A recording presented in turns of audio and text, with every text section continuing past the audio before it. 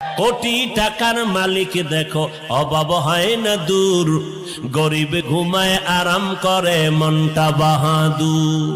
ফেরাউনের লাশটা দেখো মিশর জাদু ঘরে, খায় না মাটি পোকা মাছি সবাই ঘৃণা করে।